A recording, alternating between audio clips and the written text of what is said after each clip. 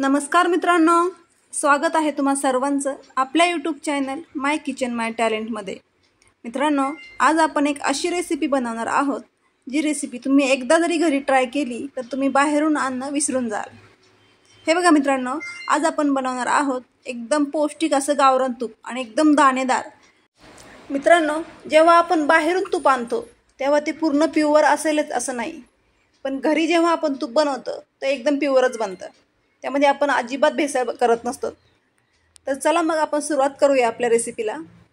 हे बघा मित्रांनो, दूध हे प्रत्येकाच्या घरामध्ये येतच। अर्धा लिटर 1 लिटर प्रत्येकाच्या घरामध्ये दूध असतंच।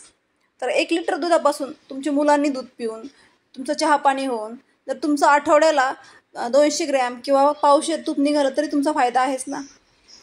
चला तर मग आपण बघूया तूप कसं बनवायचं। इथे मी फ्रेश क्रीम रोज मुलांनी दूध पिल्यानंतर आणि चहा वगैरे झाल्यानंतर जे दूध उरतं ते मी गरम करून पुन्हा फ्रीजमध्ये ठेवते। त्याला जी साई येते ती साई मी काढून घेत आहे। ही साई एक 4-5 दिवसाची आहे।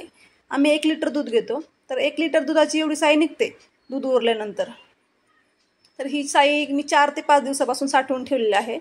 त्यामध्ये थोडंसं विरजन म्हणून दही टाकायचं आहे, म्हणजे आपली साई खराब होत नाही किंवा तिला वास लागत नाही।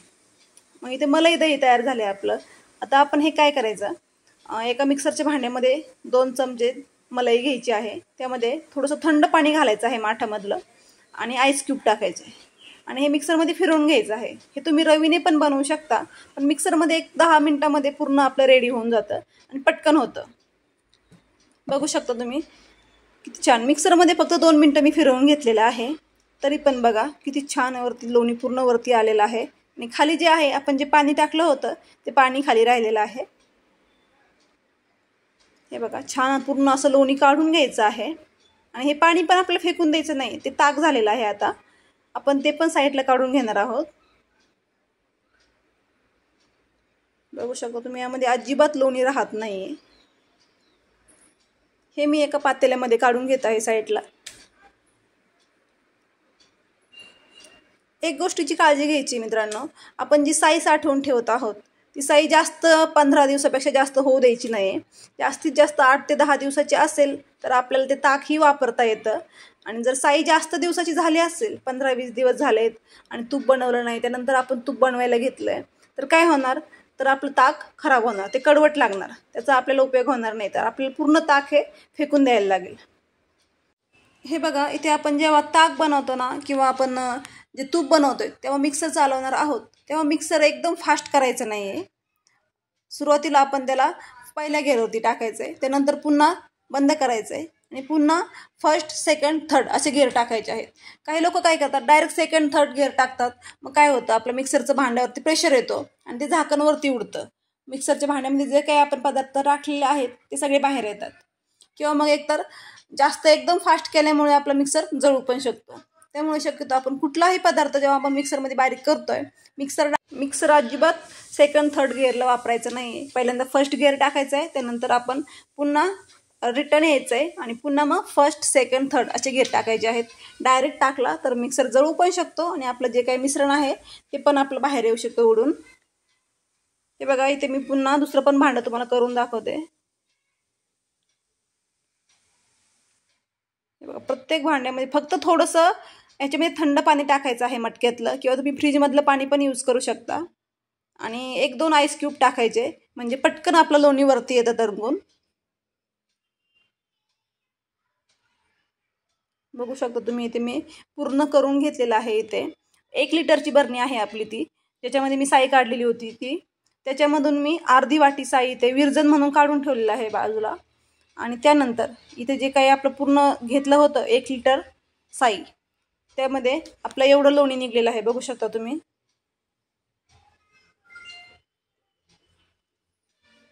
विरजनसाठी आठवणीने काढून ठेवायचं आहे थोडंसं, कारण आपण जेव्हा पुन्हा आपण साई टाकणार त्यामध्ये विरजन टाकायलाच लागतं। कारण नुसती साई जर टाकली तर तिचा वास येतो, पूर्ण 2-3 दिवसानंतर तिचा वास येतो।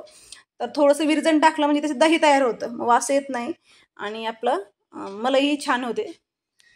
हे बघा, आपलं 1 लिटरमध्ये एवढं झालेलं आहे आपलं तूप। हे बघा, हे जे आपलं लोणी आहे, आता यामधलं आपल्याला एक्स्ट्रा पाणी काढून घ्यायचं आहे आणि ते थंड पाण्याने स्वच्छ धुवून घ्यायचं आहे। त्यानंतर मी इथे थोडंसं गरम पाणी ठेवलं होतं. आपण जे भांडे वापरलेले आहेत इथं ते भांडे थोडेसे गरम पाण्याने धुवून घ्यायचे आहेत आणि म्हणजे ते पटकन घासले तर पटकन निघतात आणि त्याचा वासही येत नाही आंबूस. त्यामुळे थोडंसं गरम पाण्याने ते थोडेसे हिसळून घ्यायचे आणि मग घासायचे, म्हणजे पटकन निघतात. आणि हे लोणीही इथे मी छान थंड पाण्याने धुवून घेतलेलं आहे आणि मग आपण त्याला गॅसवरती उकळण्यासाठी ठेवणार आहोत. हे बघा आपलं ताक एवढं झालेलं आहे. आता याला 2 तास आपण असंच ठेवायचं आहे, 1-2 तास झाकण ठेवायचं आहे. म्हणजे याच्यामध्ये आपण जे पाणी टाकलं होतं ते पाणी खाली राहील आणि ताक जे आहे ते पूर्ण वरती येईल. म्हणजे आपण खालचं पाणी चमच्याने काढून टाकायचं आणि ताक वापरायला घ्यायचं. त्यापासून तुम्ही कढी बनवू शकता किंवा मग मट्टा बनवू शकता किंवा मसाला ताकही बनवू शकता. त्याचा खूप फायदा आहे. आता ताकाचे किती फायदे आहेत हे कुणाला सांगायची गरज आहे असं मला वाटत नाही. हे बघा आपलं तूप इथे मी उकळण्यासाठी ठेवलेलं आहे. तूप उकळायला ठेवलं की सुरुवातीला गॅसची फ्लेम फास्ट ठेवायची आहे आणि ते सारखं ढवळत राहायचं आहे, कारण सुरुवातीला तूप उतू जातं पटकन. त्यामुळे सुरुवातीला जेव्हा आपण गॅसची फ्लेम फास्ट ठेवणार आहोत त्यामुळे ते सारखं चमच्याने हलवत राहायचं आहे आपल्याला. आणि 1-2 उकळी आली की मग गॅस कमी करून ठेवू शकता, मग ते उतू जाणार नाही. हे बघा आपलं तूप इथे छान उकळलेलं आहे. 15 ते 20 मिनटं कमी गॅसवरती ठेवले की छान बनते आपले तूप. आणि जेव्हा आपण तूप गॅस बंद करणार आहोत तेव्हा पूर्ण तूप उकळल्यानंतर गॅस बंद करायचं नाही आहे. हे बघा, नाहीतर मग तूप थंड व्हायच्या अगोदर काळपट पडतं. त्यामुळे व्यवस्थित खाली त्याला जेव्हा थोडंसं पांढरं दिसतंय तेव्हाच गॅस बंद करून घ्यायचं आहे, म्हणजे आपलं तूप जळत नाही.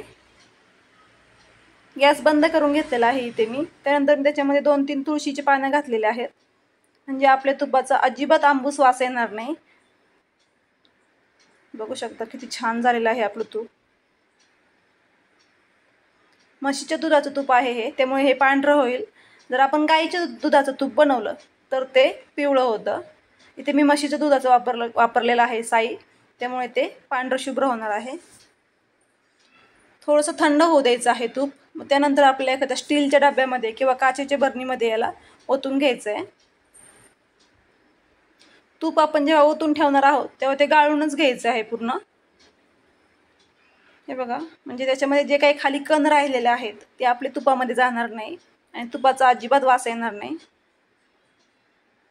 हे आपलं एकदम ओरिजिनल तूप तयार आहे इथे. बघू शकता तुम्ही. 4 ते 5 दिवसाची साई होती ठेवलेली मी, त्यामध्ये माझं पावशेर तूप झालेलं आहे. हे म्हणजे 1 लिटर दुधामध्ये सगळं चहा पाणी वगैरे मुलांचं दूध पिऊन झाल्यानंतर मी साई काढून घेत होते, तरी पण 4-5 दिवसामध्ये पावशेर तूप झालेलं आहे. आणखी काय घेणार. तर मित्रांनो, आपलं दूध जर चांगल्या क्वालिटीचं असेल तर आपल्याला नक्कीच फायदा होतो. चला तर मग मित्रांनो, नक्की अशा पद्धतीने तूप बनवून बघा आणि कसे झाले आहे ते कळवायला विसरू नका. व्हिडिओ आवडला असेल तर व्हिडिओला लाईक करा, शेअर करा आणि चॅनलला सबस्क्राईब करायला अजिबात विसरू नका. थँक्यू.